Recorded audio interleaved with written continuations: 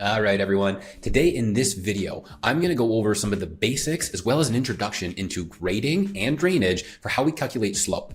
Now, before we get started, I want to talk about why this is important. Well, when you do a project, if we don't account for the right kind of drainage or slope, then we have water issues, right? We either have pooling water or we have water running back towards the project area, whatever it may be. Water, erosion, freeze thaw, all this is detrimental to your structural integrity of your base. We want to avoid that so that our projects last longer and customers are happier. All right. I'm Andrew with the Ultimate Landscape Academy, and I help hardscape professionals grow and expand their knowledge when it comes to running their business, as well as mentor them in areas of leadership and communication so that they can be better qualified to run their team and scale their business. All right, now let's get into it. So first things first, what is grading? Why is it important? Well, it's simple. It's a simple procedure where we're going to slope the land or the project area that we're working in to adequately disperse groundwater. Okay, surface water. This can be from rain. It can be from, a hillside nearby, whatever it is. When we have an area in question that we're working on, we need to account for where water will run off after we're finished. Okay.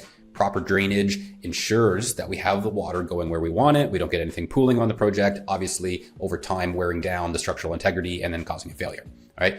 What does it lead to? Proper grading leads to the longevity of our outdoor projects. All right. And remember, at the end of the day, freeze thaw cycles as well as erosion are pretty much the biggest culprits to a failure in your base. Okay. Whether that be a wall or a patio or anything else like that. Excessive erosion from improper grading or water pooling and then a freeze thaw cycle where your base will expand and contract is another reason it'll lead to a structural failure. Okay. Incorrect grading will eventually lead to costly repairs. It means downtime, it means delays, sending your guys to go fix something and then come back. And ultimately you lose trust with your customers. They're not as likely to refer you. So you don't have that feeding back into your lead generation part of your business. And then of course, sometimes it can cause a safety hazard if you have a retaining wall fail or a step that is, becomes loose, wobbly, whatever it is, trip hazard. We have problems. Okay. The other reasons that it's important is that proper grading will prevent water accumulating and flooding in an area.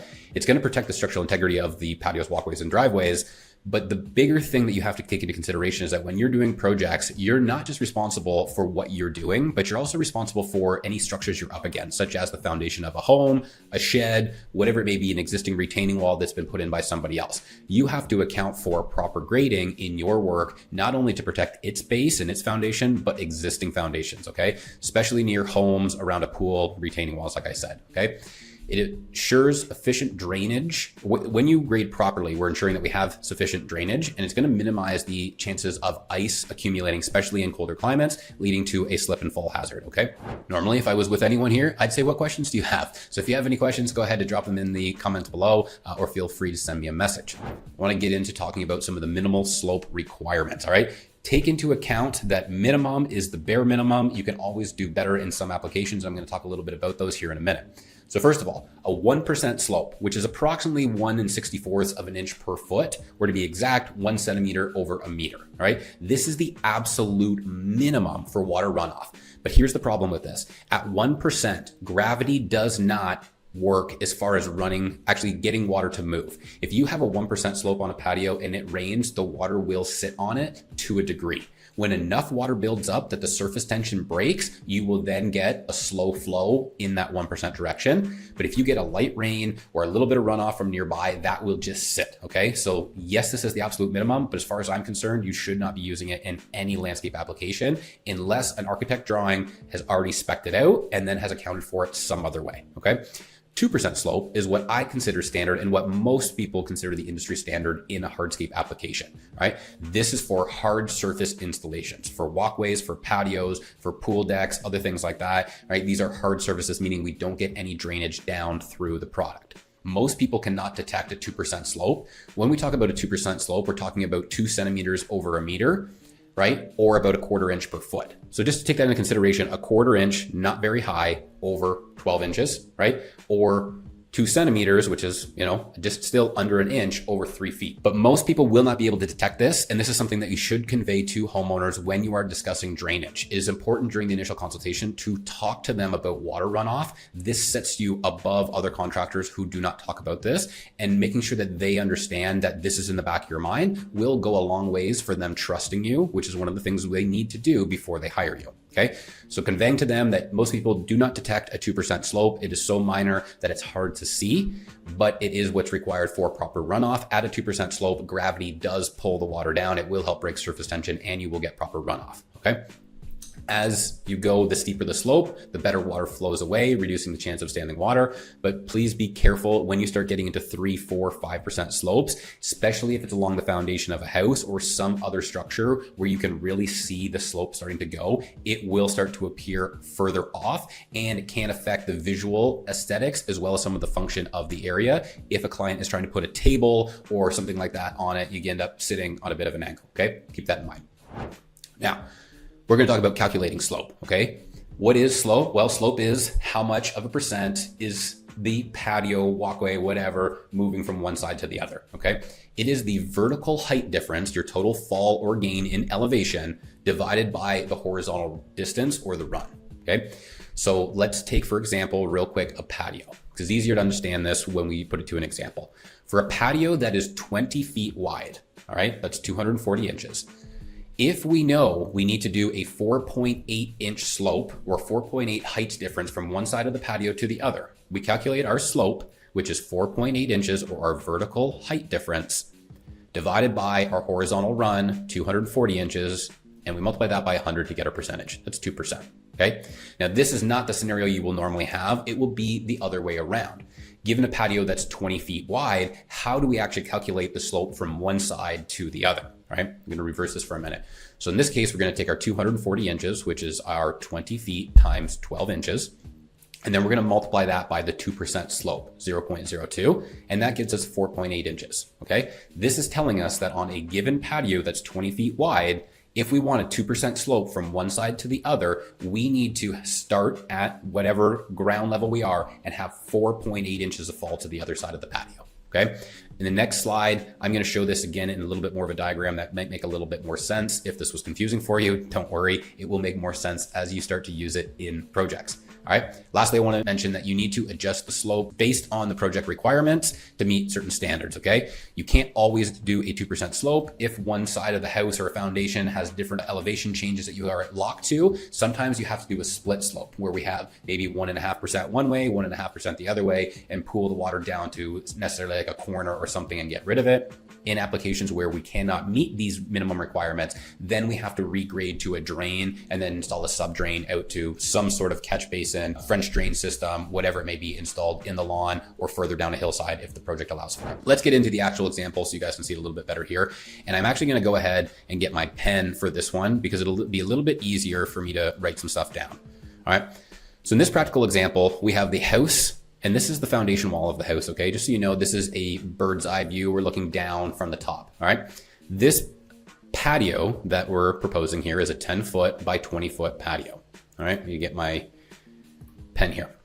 If we want to calculate the slope required for the start, which would be the foundation, to this outside edge, we are going to, first of all, start off and call this 0. Okay. You want to pick an absolute when you're doing your grading or your drainage calculations, whatever they are. And you want to start with 0. From there, it's plus and minuses. Okay. Let's call this part 0.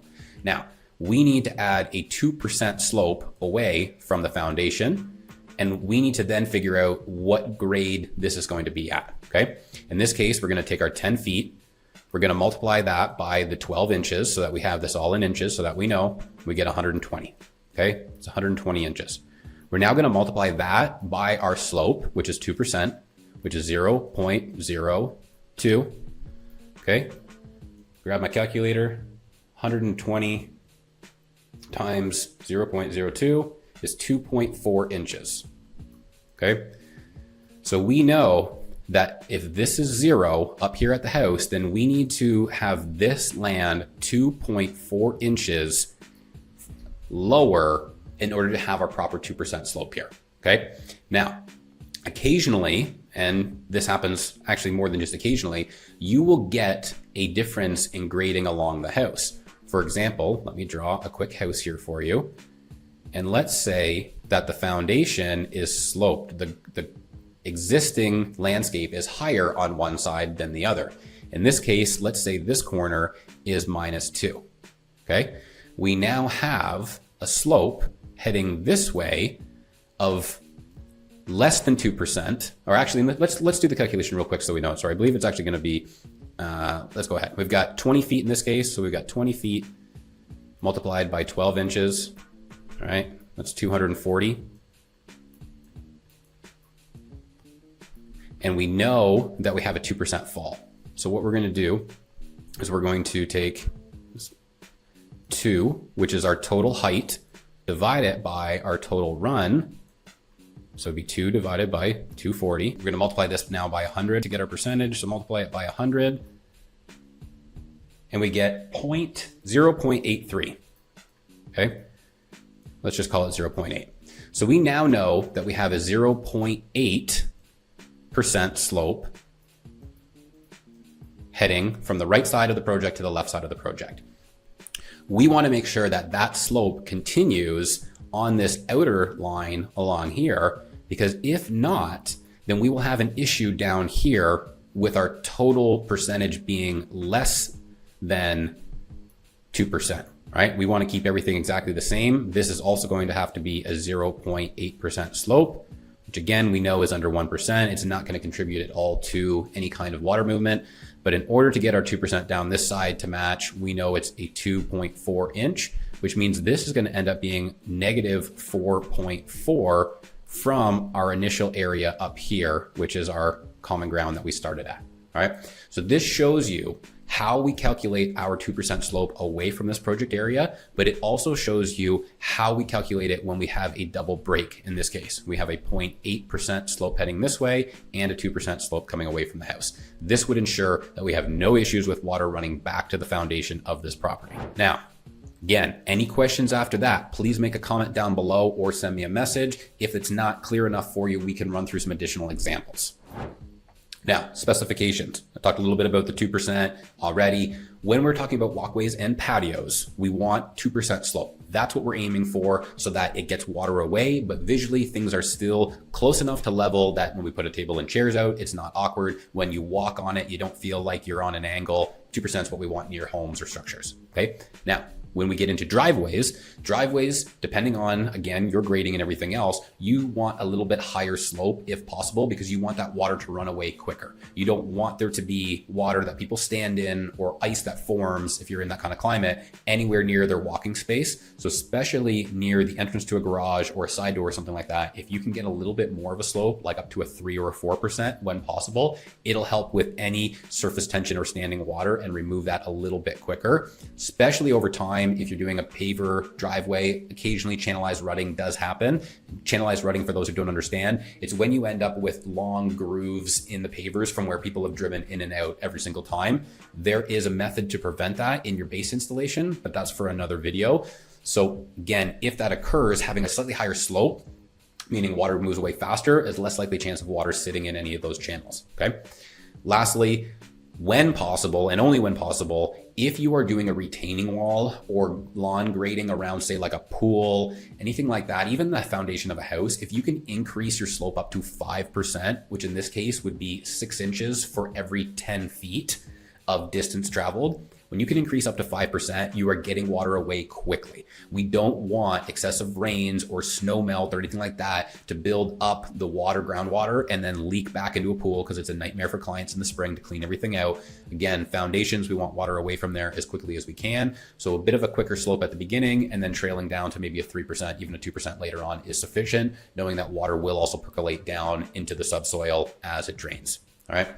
That gives you basically everything you need to know. But I do want to say, lastly, final considerations is that you need to take what I've given you here today and make adjustments for your own geographic location. Okay. Always account for your local weather patterns and adjust your slope for high rainfall areas. Okay. If you know you get heavy rainfalls, then you may want to increase your slopes in certain areas. You may want to combat a 2 or 2.5% slope on a patio with a steeper slope off one corner for your soft grading or your soil grading. So that as the water flows off the patio, it then can run away in a hurry. Okay. You need to also regularly inspect your project areas for your grading to ensure that it holds up over time. I strongly recommend that every season you send either a team member, somebody for quality control, or yourself back to clients' homes, anybody who's still under warranty, so you can assess, make sure there has not been any excessive settling or anything else that's occurred over the winter. If there is, Take care of it then. It'll be a very quick repair. They'll be glad that you did it. And that is definitely service after sales, which is huge for getting you more referrals.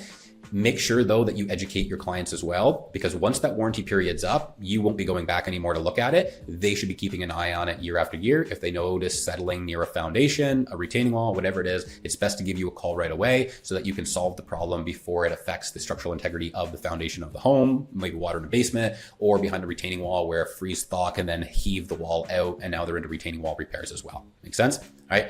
Lastly, proper grading not only protects the landscaping, but it ensures the safety and the usability of the space, right? If we don't have areas graded properly, then after heavy rainstorms, a patio has got standing water on it. People don't want to go to use it. If you've got low spots in your lawn or high spots where you didn't grade properly and you then have a soft spot or water sitting against it, then the dog can't go out because of the mud, and it just leads to headaches for a customer and ultimately takes away from the usability of the space. And at the end of the day, they hired you to do the work so they could use the space.